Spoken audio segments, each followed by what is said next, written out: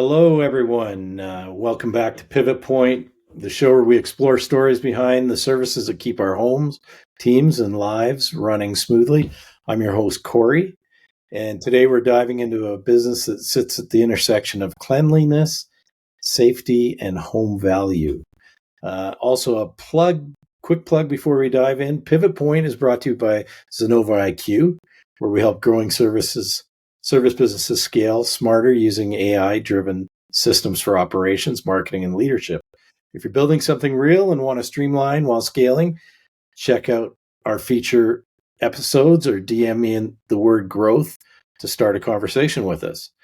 I'm joined by Scott, the founder of Kura Home Services, based out of Broomfield, Colorado. Kura specializes in air duct cleaning, dryer vent cleaning, and quarterly routine home maintenance. The kind of services that most people know they need but often forget until something goes wrong.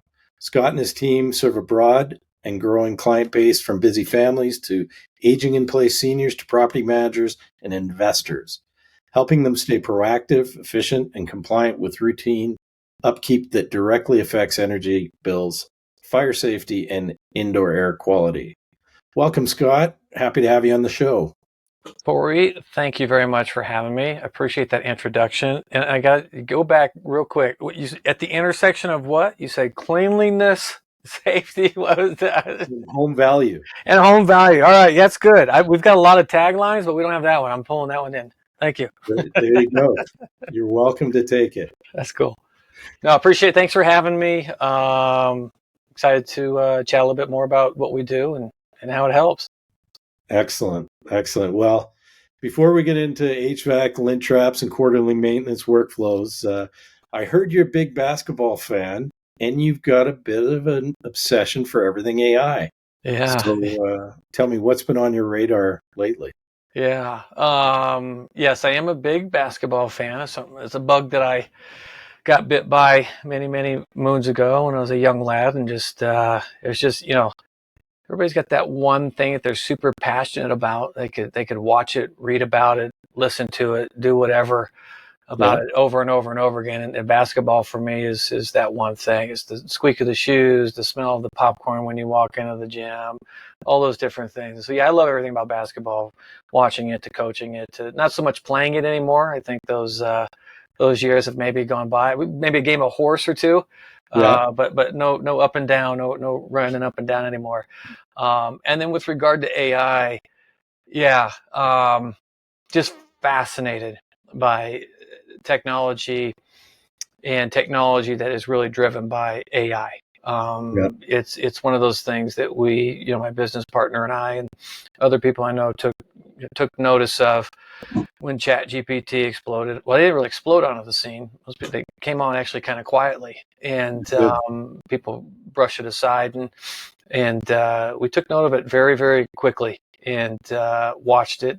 And obviously that's progressed into so much more that you could go down so many wormholes studying and learning and watching. But it's definitely, artificial intelligence is changing the way we live, we work, we learn, we communicate, we travel. I mean, artificial intelligence is changing everything, and it depends on, who you're listening to in these conversations and these podcasts and these interviews. But there can be some pretty extreme dynamics coming our way within as short as two to 5 to 10 years. And so it's an exciting time to be alive for sure. It really is. It is exciting, and it's one of those things where we just don't know what's coming. Right. We can't even imagine really what could be coming. So that's an exciting thing for us. And, I think you're in the right industry. To be in the service industry is really good, because a lot of the things that you do are less likely to be affected adversely as far as, AI taking the jobs. I mean, AI will help businesses like yourself be more efficient, and those who implement it, it'll secure their jobs. But it's going to be a bit before we see a robot out there changing filters or installing HVAC and these types of things. So I think we're on the right path there, and you're in the right industry for sure. far as not becoming obsolete. For now. Yeah. At least we're a little bit further on the tail end of that whole thing. Yeah. So here's where we're headed today. We're going to start with your journey, how Kura got started, and what need you saw in the market. Then we'll dive into the structure of your business, how you're delivering these services across different property types and customer segments, and the types of challenges you're tackling behind the scenes. And if it all makes sense, and we'll wrap up, we'll chat about ways that we might be able to support you or collaborate. How's that sound? Yeah, sounds great. Appreciate it. Perfect. So let's go back to the beginning. What made you want to start a business around maintenance, or what was a specific opportunity that you saw, or did it evolve from something else, or how'd you fall into it? AI.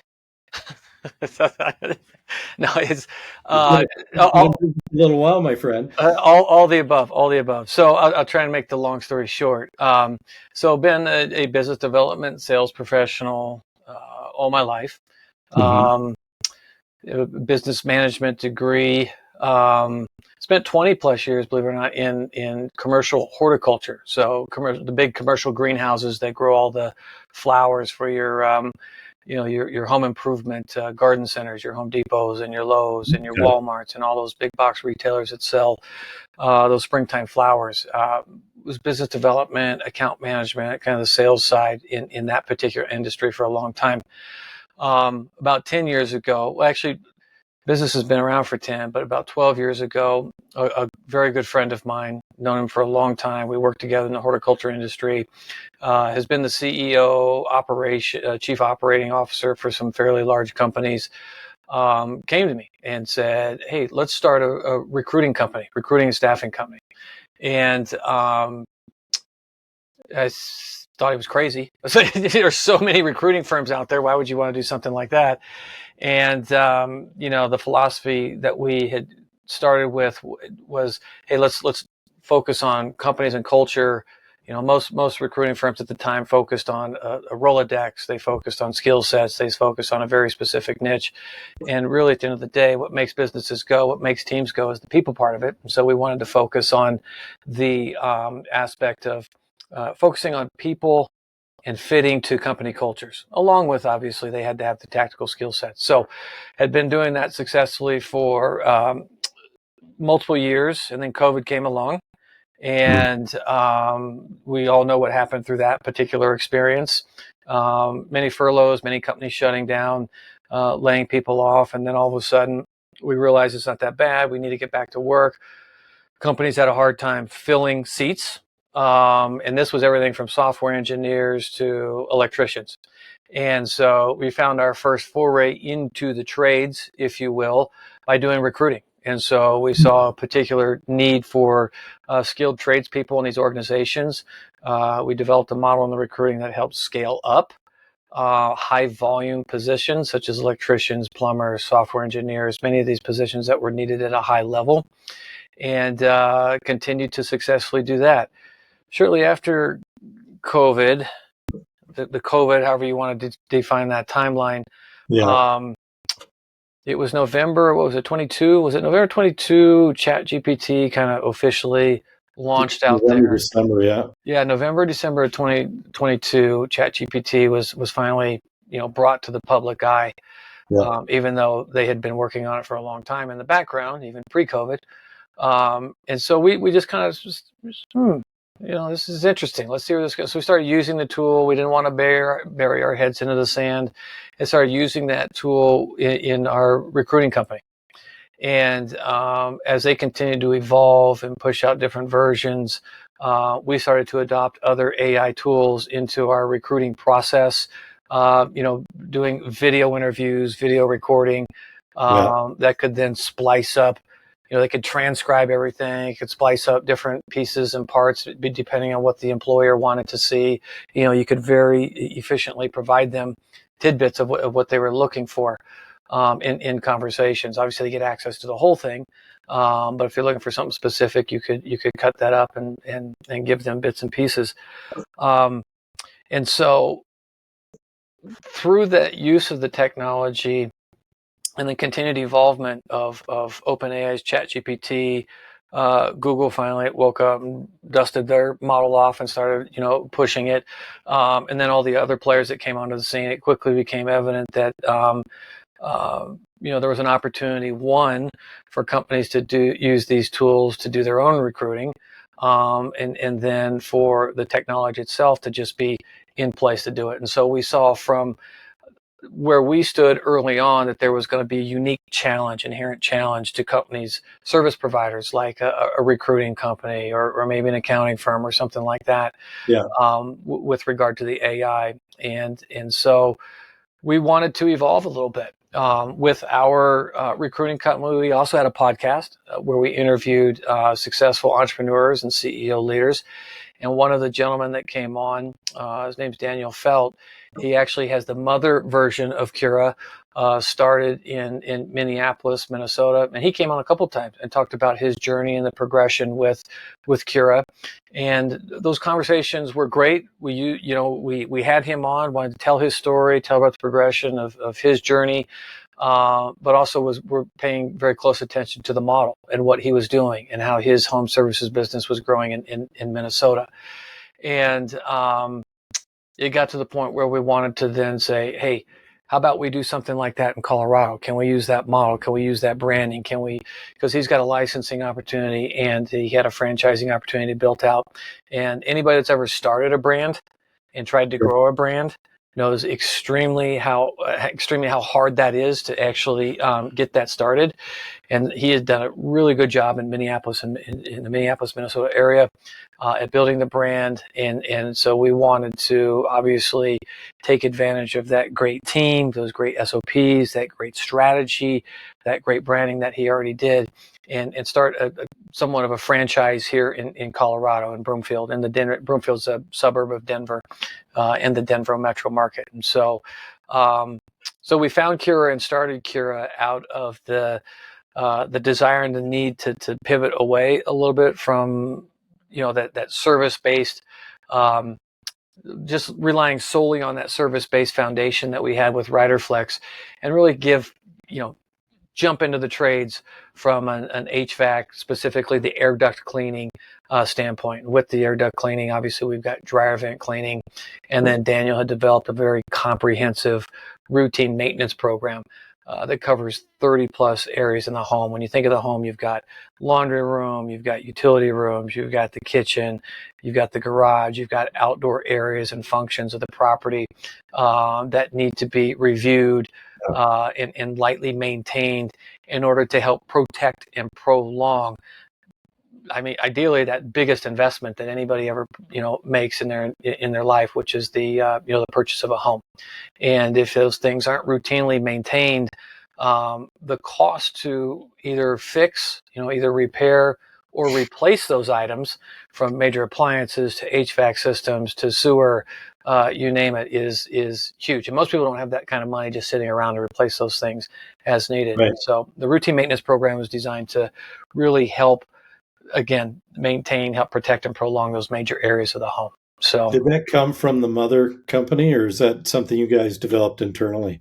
It came from the mother company, and I say the mother company, the founding company, Kura Home Maintenance in Minnesota. It was Daniel had come up with that program. Obviously, the beauty of it is the fact that it's service based, and I would say probably 70 to 75% of what the homes need in Minneapolis kind of translates to the Denver market. But there are things in Minneapolis that, like air exchangers, for example. There's not a lot of air exchangers in the Denver metropolitan market. And so people do have water softeners, but there's not as many water softeners here as there are in Minneapolis. And so, we're able to evolve and add programs that make more sense for us here in Denver, that maybe don't make sense for Minneapolis. And so we can adjust and move the needle as needed based on the service offering. And a lot of times that'll come down to our clients and what our clients are asking for, based on their knowledge of their home and things they want to tackle versus things they don't want to tackle. Yeah. So things that they're not paying attention to that need to be looked after. I noticed that from your website, you had some very good information on your maintenance program, and I was very impressed with that. very impressed with your website in general. Oh, thank you. Thank you. Yeah. So, I'll give that to Brianna. Brianna on our team really handles that whole thing in the back end and putting it together and making us look solid there. It's very professional. Yeah. So just trying to connect the dots here. So are you still in the recruiting industry as well? Is that a separate business? And Kura is one of your businesses. You seem like a bit of a serial entrepreneur. Yeah, serial entrepreneur. There's a lot of things in the works, Corey. I know we're here specifically to talk about Kura, but RiderFlex is still in existence. There are other members of our team that are running that on the back end. I personally have the majority of my focus and intentions centered on Kura and helping build that program here in Colorado, and maybe even further beyond the Colorado boundaries. RiderFlex is the name of your... Yeah, RiderFlex, riderflex.com, recruiting and staffing. Cool. Well, that's, we've gotten really diverse here on the podcast today. We've gone down, and you actually answered some of my questions. So I need to kind of scroll down on my script because you've laid out exactly what you guys do very well. It's sounds like you've got just an outstanding program there, and being able to grab that from something that's already been in place with Kura in Minnesota would be huge. So it's kind of a plug and play. So is it a licensing or a franchise that you have? We'll call it a franchise. It's kind of a pseudo franchise, licensing / franchise. Franchise from the perspective that we are utilizing the name, we're utilizing the brand, we're utilizing the SOPs, we're utilizing a lot of things that made Kura in Minneapolis successful. And but Daniel, he's super great guy. Another serial entrepreneur, has allowed us some flexibility. A lot of times when you get into a franchise, there's some very rigid lines and boundaries that you have to stay within. Daniel has been gracious enough to not be so rigid with those boundaries and lines. Really more of a champion for success, right? Saying, hey, whatever you think you need to do there, go for it, and let's try and build it, because what benefits Kura in Denver benefits Kura in Minneapolis a lot of times, and vice versa on both sides. So yeah, so it's a little bit of some blurred lines there, but it's more closely related to a franchise than it would be a license for sure. Got it. And so do you employ full-time W-2 techs, or are they subcontractors that you have? What's the model there as far as... Yeah, the model is W-2, and we're still small. We're still a smaller team. We've only got a few W-2 employees. The main driver of the whole thing is actually my son. We can be considered a family business as well too. My son is the senior technician in the field. His name is Jack, and W-2, and he basically ensures that the clients are taken care of from the actual tactical requests that they've asked for, but also helps drive through his good work, positive reviews, additional opportunities. He'll do a lot of estimates for us on the routine maintenance, because our routine maintenance program, it is an a la carte service. I mentioned there's 30 plus areas in the home that could be maintained, but not all of them need to be, or necessarily people want them to be for whatever reason. And so we're able to, in our estimates, go through and say, hey, here are the different areas that we can help you in this particular part of the home, and in this particular part of the home, and then allow the homeowners to think through what's going to be the most benefit to them on a quarterly basis. And so he handles a lot of that for us in the field. Yeah, I was going to ask, is that like a quarterly, or some of the items are semi-annual and these types of things, or do you hit everything every quarter? Yeah, the most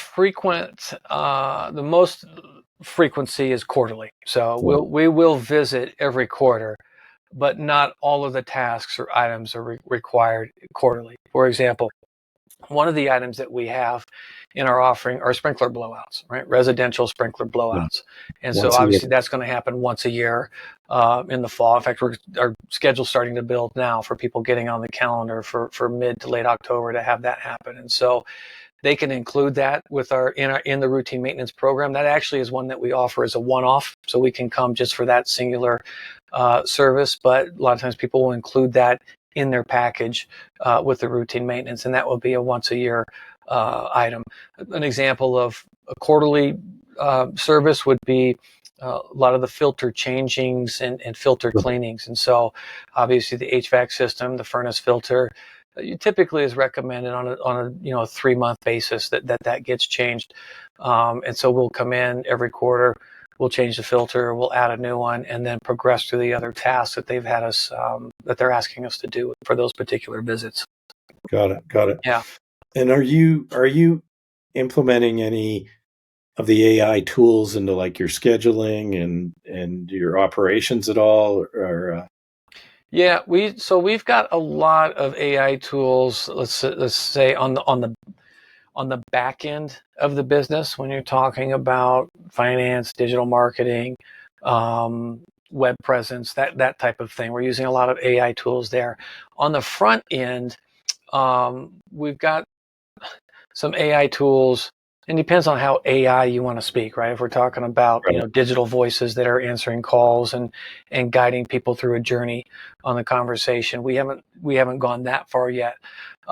We do have pop-ups on the website where there can be quick text exchanges right there, and so there's portions of AI that we've got built in that help make us more efficient and streamline us from a day-to-day operating standpoint. But as far as like the front-facing, engaging and interacting with potential clients or people that call in, we haven't quite gotten to that point yet. But I'm sure it's only going to be a matter of time before we get into that point as well too. Right. Yeah. What would you say eats up more of your time or energy than it should? Like scheduling, hiring, marketing, anything in particular? Yeah, I would say probably one of the biggest things that we probably underestimated when we first got going was the building the client base, right? This is very much a human interaction right now type business, right? It is very much a comfort level. So there's a lot of air duct cleaning companies out there. And a lot of the things that we battle are in our business are some of those companies that do the bait and switch pricing, right? So they post a lot of ads that talk about a whole home service for $99, right? Whole home air duct cleaning service for $99. If they can do that, God bless them. I don't. There's not a company on the face of the planet that's going to be able to get into your home, spend 4 hours if they're doing it correctly, 3 to 4 hours effectively cleaning your entire HVAC system for $99. It just doesn't happen. And so, $99 is the bait. They'll pull people in, and get themselves a visit to the home, and then eventually that pricing stacks itself up. To where people are $700, over $1,000 sometimes for the service, which is not necessarily an unreasonable price. It wasn't the upfront piece, right? Yeah. So, and so it's really relationship building. You've got to be able to really spend time with potential clients, educating them on the service, what it entails, why there's high value for it, and what that costs and why it costs that way. And so, is that mostly done on site, or is that mostly done over the phone? Or, I noticed your website does a lot of that in itself. Yeah. When you spend any time on the website. Yeah. It does that. So. Yeah, we try and communicate that first point of contact, which is on the website. We do an effective job. Depending on who you're talking to these days, like who your potential client is and how they like to interact, you've got people that love to be on the phone still. It's getting fewer and fewer people love to be on the phone, but some people do enjoy that phone conversation and that interaction. Some people prefer to communicate back and forth, but pretty effectively over email. And some people prefer text. Like they'll just text me what's going on, and we can do it that way. And so we've got the ability to communicate the value proposition, pricing, and the different aspects of the job through all of those particular channels of communication. Yeah. Obviously, we prefer, to get people on the phone because inevitably they'll have some additional questions, and for us to have the opportunity to, or at least some sort of live interaction. Like you said, it can be a live chat, but if something that is, in the moment, they'll think of that question, they can ask it, we can address it immediately, which then might lead to another question, which we can follow up quickly with that particular type of communication. So But to answer your question, where I spend a lot of the time is in that building relationships, getting out there, networking, building some great, strong referral partnerships, right? Dealing with working with companies that are somewhat in the same space or a relatable space that it makes for some good synergies, and we can back and forth. And hey, mostly for the effort to get more clientele and get more lead generation. Is that where you'd say you're mostly correct? spending? Yep, absolutely. Mm-hmm. And where do you feel bottlenecks? Like, are you having bottlenecks in dispatching techs, customer bookings, upsells, quality control, anything like that? Yeah, I think the bottleneck comes, it's that, I did an interview one time with a young lady that was, she was a finance professional, and we were talking about the financial aspects of the company. And one of the points that we talked about was the every business is challenged with what is that point that you continue to add team. What's that magic point where you add more? You add another person, you add another van, you add more tools, because there's expense in all of that stuff. Yeah. And so I think the bottleneck comes from, getting to that point where you're comfortable adding more people, because the schedule fills it. Because every business has its ebbs and flows, and obviously with HVAC, a lot of it is seasonal, and fortunately, the routine maintenance portion of that program has helped level that off. Yeah. But you still got those ebbs and flows and those spikes, and when people are wanting their air ducts cleaned or those dryer vents cleaned out, and so. The bottleneck for us comes with adding those additional expenses, if you will. To the business. Are there any tools or systems that aren't scaling with you as you grow? I mean, that are parts of the business that maybe you feel are duct taped together, or you feel like you've got it all pretty tight?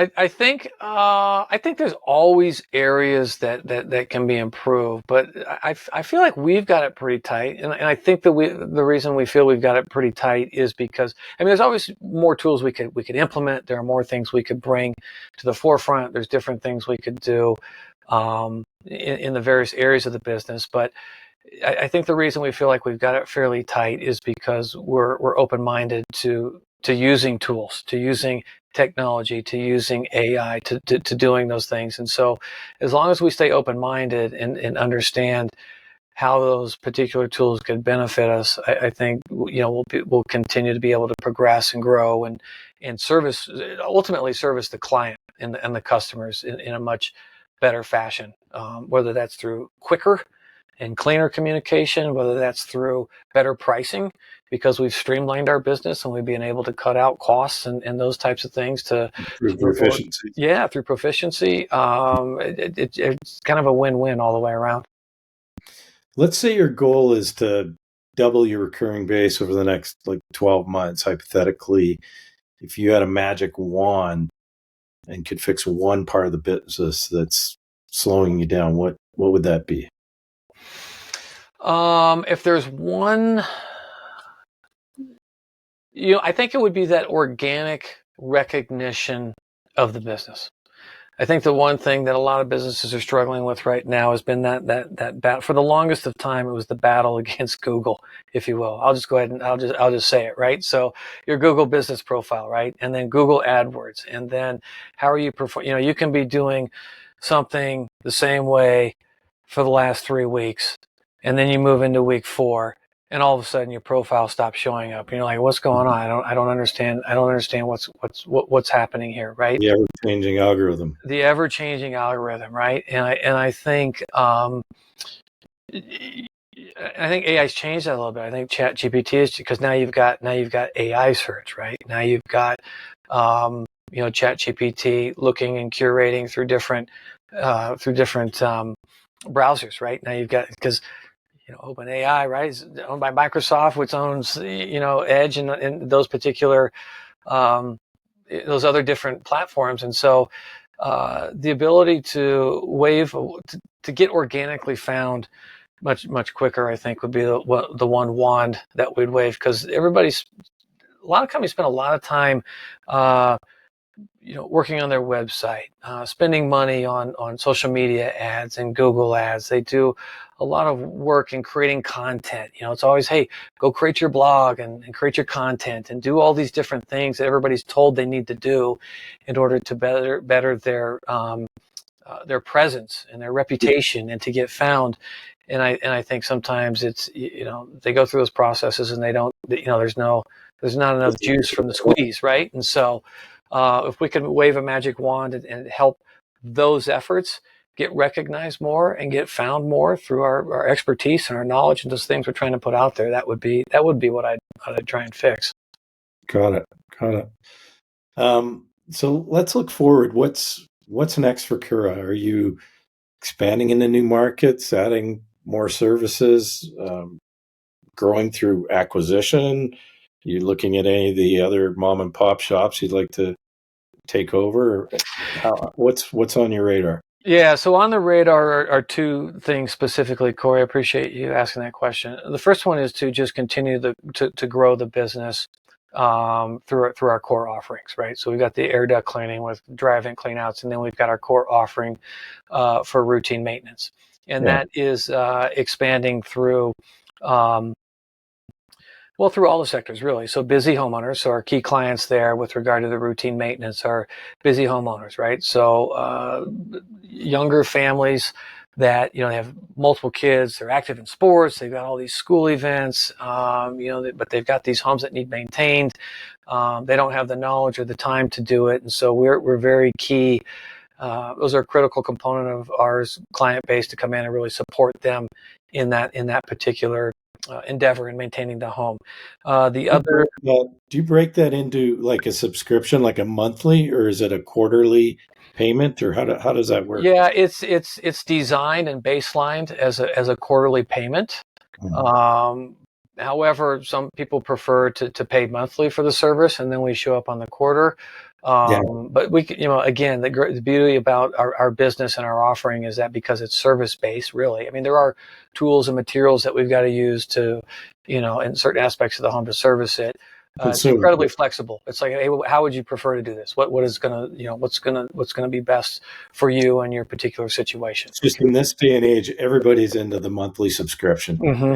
I would think that, if they can lock it into their budget and say, okay, it's $39 a month, and I know I've got my house covered, my maintenance is looked after, it's whatever, 120 a quarter or whatever, Yeah, it's subscription based, typically paid on a quarterly basis, but we do have clients that prefer to do it take that quarterly price and do it on a monthly basis. Yeah, mm-hmm. Pay for it on a monthly basis.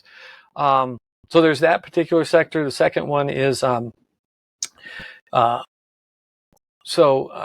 investors and property managers or property management companies. And investors, I'm speaking to those people that typically they may have one property and are doing some house hacking and they want to build their portfolio of real estate, or people that already have 10 plus homes maybe in their portfolio. They have them as either short-term rentals or mid to long range rentals, and they might use a property management company to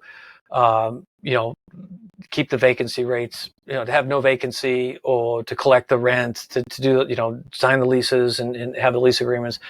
But they don't have anybody that's really kind of maintaining the home. And so we can come in and make sure the filters are changed, make sure the appliances are upkept, make sure the gutters are cleaned, make sure that the sprinklers are turned on and shut off properly each season, swamp coolers, make sure those are drained. Just make sure that all those particular areas of the home are maintained. So so that asset maintains its value, but also so they might have a quick turn. So a lease is up or whatever the thing might be, they can get somebody out and get, some more tenants back in, get that revenue back in without any kind of major. So do you work with a lot of property managers in that as well, because they're managing for investors? Yes. You get in with a property manager and you manage for several investors? Yeah, we have several property management companies so property managers that handle everything from just single homes, high value homes, high net worth, high value homes, to multifamily, so multi-door type units, either from anything from duplex up to, 30, 40, 50 plus doors in a unit. And so we come in and help do either single visit items. A lot of it's dryer vent cleanouts, right? So you got many dryer vents, venting systems that end up clogged, and that's more of a safety situation, I think, from the mindset of the property managers. They don't want a single dryer or a single line catching fire to a whole building. Obviously from the asset, but just from a loss of life, I mean, that could be devastating. Circumstances. And so, and then the third one, which is something we've started to key in more recently, is that age in place community.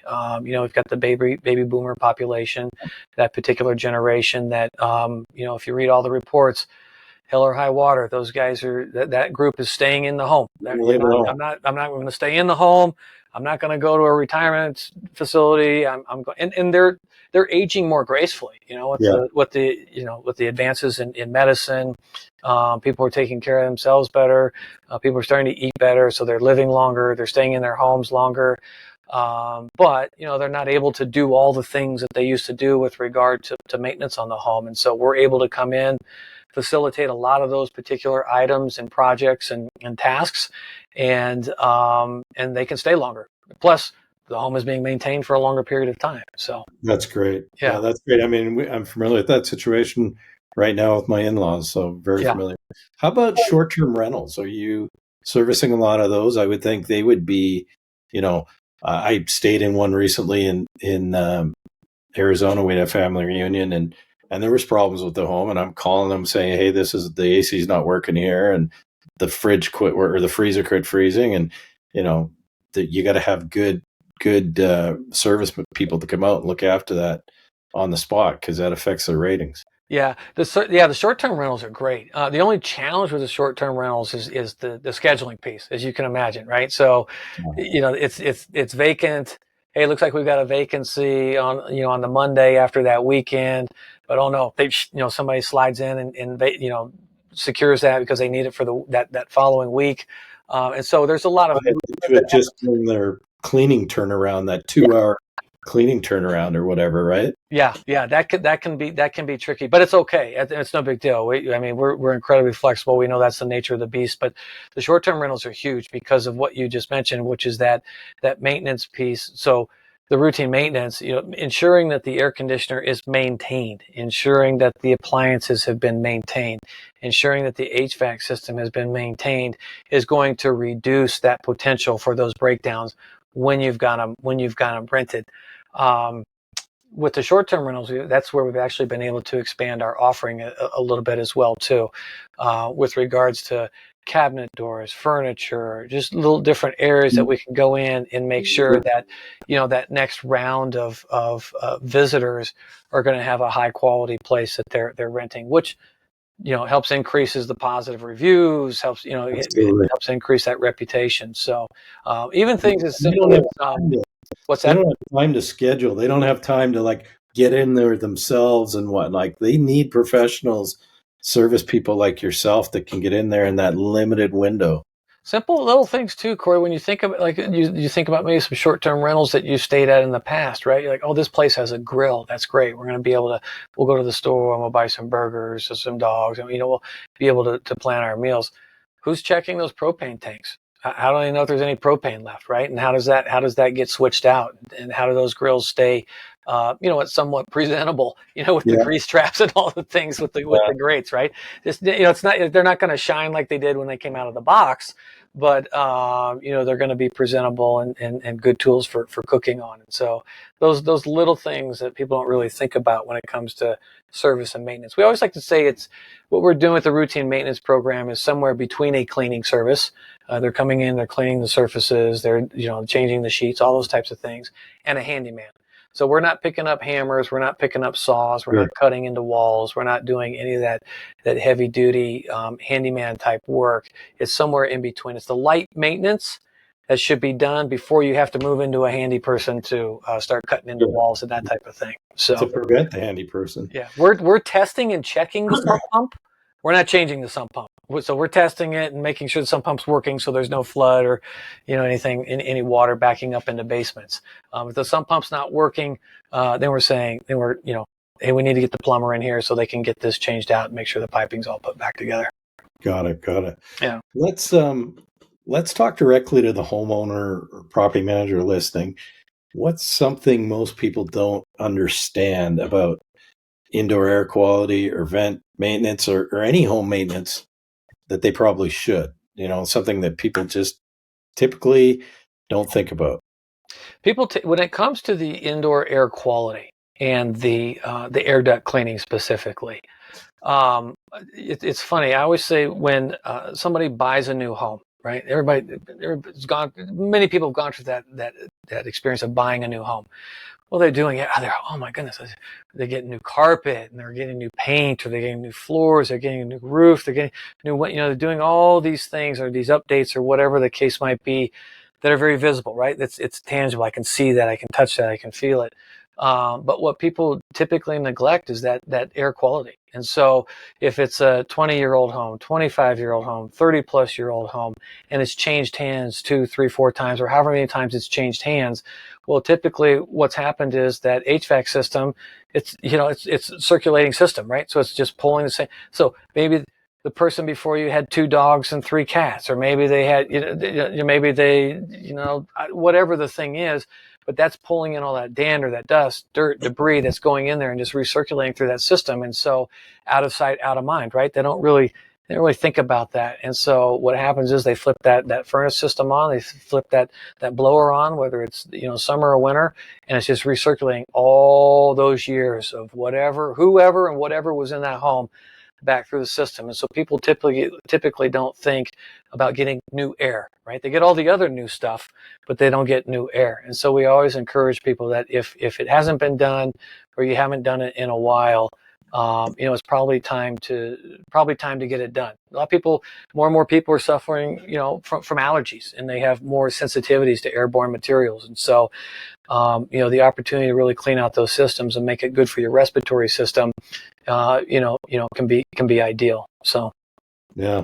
That makes, when they get a new home and it's been painted and new carpet and stuff, that, you can paint over all those smells and the smoke and all that other stuff. But yeah, what's stuck in the venting is hidden away, and it's going to come back. Even new builds. And I don't want to take anything away from new builders, but a lot of the subcontractors these days will find, or even people that come in and might do flooring work or different things. It's amazing how many of those registers, those boots, those air vents get used as little, depositories for the broom and all the shavings and and that's just like, it's like, wow, if you have any kind of flooring done, or you've had any kind of restoration or renovation, all that dust and dirt typically will end up in the HVAC system somewhere. And so, coming in and have a quality whole home service completed is just going to be an advantage in the long run. Yeah, I suspect the new home builders don't have the ducts cleaned. It's hidden away, and they leave that for the homeowner. Yeah. What would be your advice to a new homeowner that wants to stay on top of maintenance without being overwhelmed? To one, be proactive, right? So be proactive, and then call in a professional. Call in a professional that can tell you what actually is there in the home, what needs to be maintained. One of the, I think, key things, with what we do is not rocket science, right? It's from HVAC systems to the routine maintenance. A lot of these things people could do on their own if they took the time and learned the different aspects and ins and outs of the different things. But for us, what we like to say is it's transparency. It's transparency and education. So when we go into a home and we're talking with somebody about particular items, with regard to routine maintenance or even the air duct cleaning, we want them to know, 1, exactly what we're doing, 2, why we're doing it and why it's of value, and 3, how much is that going to cost, right? How much is that going to cost? How does that fit into your budget? And a lot of times people won't know what that is until we're able to come in walk with them through the home, show them what they have, why this is, what that is, and how this works, and how this particular, aspect, affects this function of the home, and those different things. And sometimes it's, we can be honest with them and say, hey, you really don't need to worry so much about this, but here is something that you should be paying attention to because it's going to affect these particular portions of life in the home. So, yeah. So even though they may not sign up for a regular maintenance or something, having you out as a baseline, it's kind of like when I buy a new vehicle, I get all the fluids changed. I get everything, I know if I'm buying a used vehicle from somebody, I don't know how they've necessarily maintained it. So I just go in and get a baseline and I keep it up from there. And I can see, homeowners should be bringing you guys in when they buy a new home and say, hey, give me a baseline. Where are we at? Give me a good HVAC cleaning.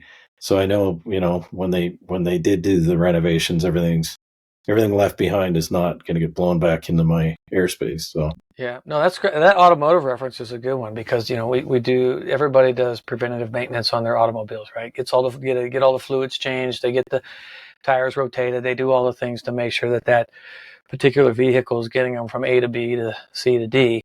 But not enough people do it with their home, and that's the biggest investment any person makes. Typically is in that home, and there's plenty of preventative maintenance that can be done very cost effectively to ensure that thing is still getting them from point A to point B, if you will. That's right. That's right. Yeah. Well, great. Well, this has been great, Scott. I appreciate your time. You brought up some things that kind of stuck with me, including your bottleneck and whatnot. And there's a lot of things that we do with our company, Xenova IQ, in helping businesses grow and overcome some of these things.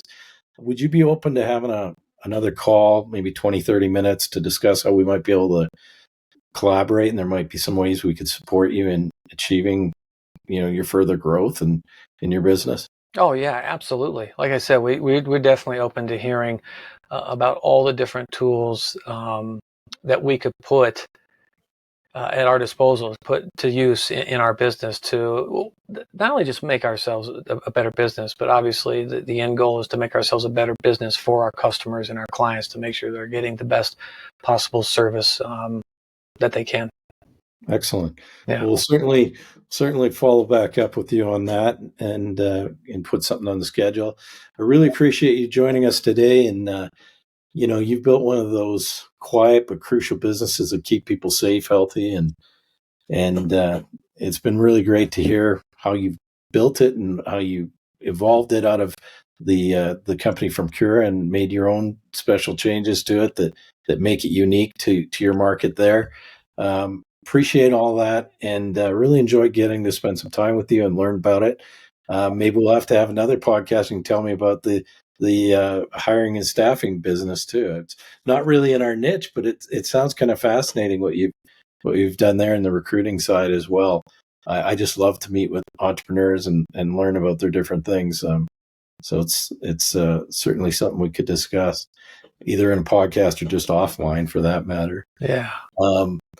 What's the best way for people to connect with you and learn more about Kura? As I said, I know your website is phenomenal.